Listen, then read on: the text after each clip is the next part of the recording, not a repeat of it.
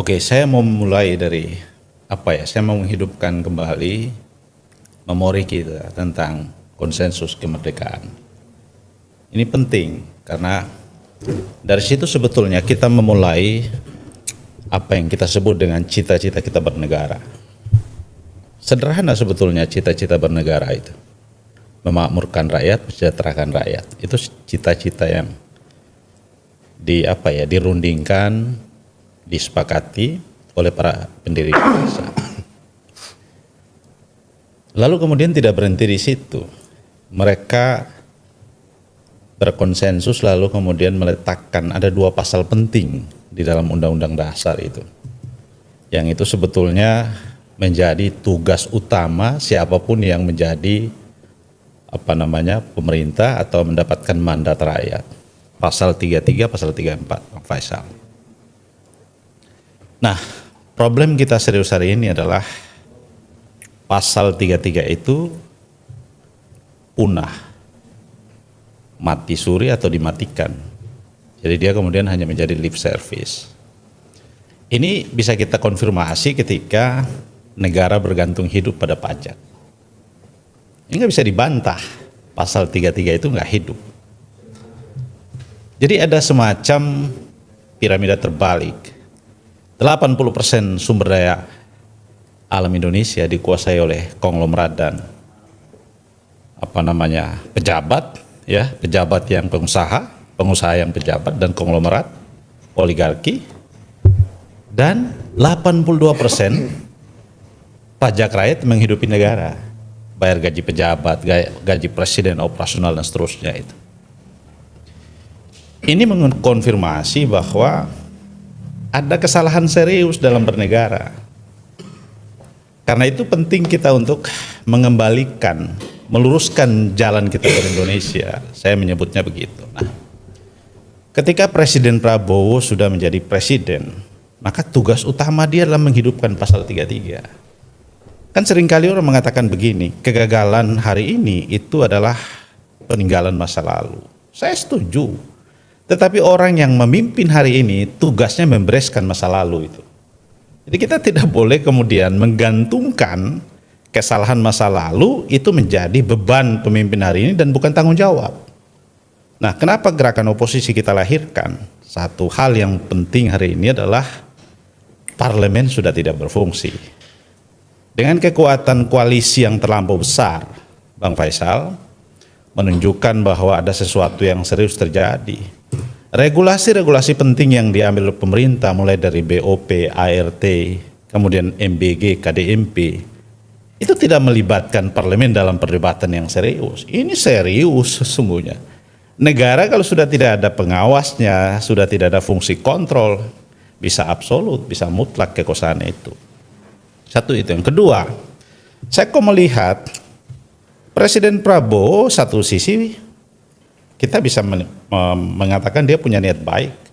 Tapi sisi lain, niat baik itu tidak bisa ditunjukkan ke kita. Saya kok melihat ada presiden di luar istana yang kekuasaannya melampaui kekuasaan presiden. Ada presiden yang presiden bayangan di luar istana yang lebih kuat daripada presiden baik konstitusi. Kenapa saya mengatakan begitu? Ini saya konfirmasi dengan kabinet Presiden Prabowo ini tidak menampung orang yang memiliki visi dan gagasan yang sama dengan presiden. Dan presiden tidak berdaya. Presiden justru menampung mereka, bahkan memberi gelar dan kehormatan itu. Padahal kita berharap betul presiden menyadari bahwa saya tidak tahu Bang Faisal apakah Pak Prabowo ini sejak kecil sudah punya mimpi jadi presiden atau 20 tahun lalu. Kalau dari kecil atau 20 tahun lalu dia punya mimpi menjadi presiden, maka sangat amat disayangkan 2 tahun dia menjadi presiden dia sia-siakan impian itu. Dalam berjuang menjadi presiden tuh. Nah, sehingga saya mengatakan, kalau kemudian dia mau melawan oligarki, tunjukkan ke kita bahwa dia presiden. Rakyat pasti dukung dia. Tetapi kalau dia tidak membereskan oligarki ini bukan cuma di luar bukan cuma pengusaha konglomerat hitam, bukan. Ada pejabat di kabinet yang oligarki juga.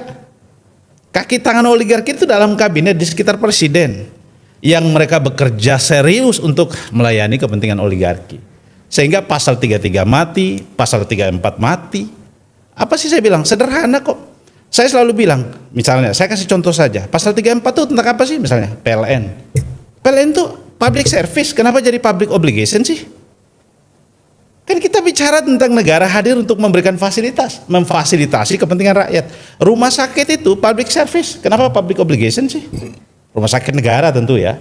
Tapi kan kemudian saya bilang ini kesalahan bernegara, ini harus kita luruskan Bang Faisal. Karena itu saya harus mengatakan, ketika Presiden Prabowo dalam pidato pertama kali dilantik, saya percaya diri, saya nganggap wah ini presiden nih, ini benar-benar presiden. Begitu berjalan diumumkan kabinet dan kita lihat, saya kok melihat, loh Presiden Prabowo ini justru tidak menunjukkan ke kita dan tidak mampu meyakinkan ke kita bahwa dia presiden. Program-program strategis yang dia siapkan, MBG, KDMP, begitu turun pada tataran implementasi menteri, justru sistemnya tidak prudent, tata kelolanya tidak prudent, bahkan dia menciptakan lumbung korupsi dan kesalahan teknisnya ada pada pengelola kebijakan teknis, menteri-menteri. Tapi menteri-menteri ini seolah nggak ada yang berdosa. Dan akhirnya presiden yang ditembak rakyat, justru menteri-menteri ini cuci tangan semua. Ini kan problem besar Bang Faisal. Nah ini yang harus kita sikapi. Karena itu saya selalu mengatakan ya, kondisi hari ini tekanan ekonomi yang luar biasa. Di parlemen itu biasa saja membicarakan Kementerian Pertahanan minta tambahan anggaran, Mabes Polri minta tambahan anggaran, KPK minta tambahan anggaran, semua bicara tentang tambahan anggaran. Di tengah situasi begini, nggak ada yang bicara tentang jaminan sosial. Nggak ada yang bicara tentang bagaimana mempersiapkan bantalan sosial di mana rakyat terpukul karena ada yang PHK, sembako naik dan seterusnya. Masih banyak problem yang harus kita hadapi Bang Faisal. Kalau kemudian negara dikelola ugal-ugalan ini, saya mengingatkan ya, jangan sampai kemudian presiden tidak mampu mengelola ini. Ya menurut saya nggak sampai akhir tahun kalau dia tidak hati-hati. Mari saya tarik kita semua berpikir pada sudut pandang rakyat biasa. Ini diskusi akademik. Yep. Diskusi akademik yang indikatornya harus diukur ya, dan tentu saja harus objektif ya. Satu hal yang sederhana, saya ingin potret. Saya selalu teriak pasal 33, pasal 34. Ini wujud bernegara itu ruhnya di situ. 33, 34. Ya. Nah, ketika kita bicara investasi dan seterusnya, itu implementasi pasal 33. Saya itu selalu teriak, negara itu koreksi model kontrak karya dan seterusnya. Ya. Pertanyaan sederhananya, masuk ke APBN itu berapa sih? Lalu kemudian APBN faktanya juga hidup dari 82% pajak. Nonsen itu. Kita perlu investasi. Perlu. Masa negara nggak perlu? Harus diratifikasi model kerjasamanya yang menguntungkan negara. Kalau kita bicara penyerapan angkatan kerja, itu klasifikasi pada kelompok-kelompok tertentu. Rakyat yang nggak punya pendidikan, skillnya terbatas, mereka dapat apa? Hak mereka dalam bernegara itu apa? Dia perlu pendidikan gratis, dia perlu kesehatan gratis, program sekolah rakyat. Saya orang yang paling menentang. Kenapa? Indonesia tidak kekurangan sekolah, tidak kekurangan sekolah. Sekolah yang ada di desa-desa yang bangunannya rusak, ruang kelasnya kurang, ya orang sekolahnya berang segala macam susah, guru yang ngajar di alam terbuka. Sekolahnya banyak. Kita nggak kekurangan sekolah. Tapi kalau memang mau dibangun sekolah, mau diperbaiki kualitas pendidikan, presiden bisa random dong. Satu kecamatan, satu sekolah taraf internasional, sekolah pemerintah diperbaiki, fasilitas dibangun semua, bisa. Kita nggak butuh sekolah baru. Kita banyak sekolah. Negara Indonesia ini salah satu negara yang paling banyak sekolah, paling banyak universitas. Kita nggak kekurangan Bang Faisal. Maka saya bicara pada sudut pandang masyarakat. Ada satu hal yang Pak Wamen kita nggak bisa lupa ya. Rakyat hari ini tuh sedang marah serius terhadap cara-cara kerja pemerintah. Korupsi makin masif. Ya, mereka nganggap gua bayar pajak cuma biayain lu tapi korupsi nggak berhenti. Lu nggak mikirin nasib gua. Itu fakta ya. Itu pikiran masyarakat. Dan kita tidak pernah menyelami ini. Saya ingin Anda menyelam ke dalam dan melihat realitas itu. Ada orang yang satu hari makannya susah. MBG kelompok mana yang disentuh? Kita nggak mempersoalkan kok proyek itu baik, tetapi tata kelolanya, sistemnya memberi ruang di mana orang banyak terlibat, termasuk partai politik terlibat di situ. Loh, kalau presiden mau kasih makan orang nggak mampu, kenapa ada yayasan, kenapa ada SPPG, kenapa ada partainya sendiri, kenapa ada sekian partai banyak punya dapur segala macam, kenapa ada polisi, ada tentara, kenapa gitu loh bang? Kan kasih aja orang miskin.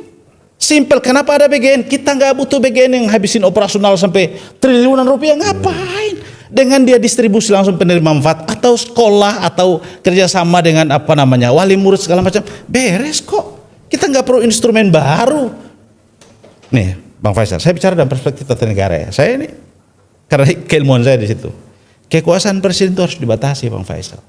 Dia tidak boleh kemudian terlampau dimanfaatkan atas dasar hak prerogatif. Nggak boleh. Negara ini itu negara hukum. Kekuasaan presiden itu ruangnya harus dibatasi. Saya beri contoh satu Bang Faisal. Undang-undang Polri tentang perpanjangan masa usia Kapolri, masa pensiun Kapolri. Itu ada pasal yang diletakkan di situ, presiden boleh memperpanjang walaupun sudah sampai pada titik pensiun, presiden boleh memperpanjang kalau presiden butuh. Nggak boleh, dalam negara hukum itu nggak boleh. Ini seolah-olah status negara hukum dirubah pada negara yang ya saya menyebutnya preman. Karena apa? Presiden sudah menguasai parlemen. Jadi kemudian komunikasi-komunikasi itulah yang membuat ruang perdebatan dalam bernegara itu sudah tidak tumbuh. Lah kita kehilangan rasionalitas semua Bang Faisal. Kalau di ruangan ini kita semua sekolah punya gelar yang banyak, lalu kemudian kebenaran bisa kita palsukan, siapa yang waras melihat realitas ini? Kita nggak benci presiden. Tapi kalau presiden bicara hanya kebijakan-kebijakan yang disampaikan tadi, saya bilang, buat apa 100 lebih menteri?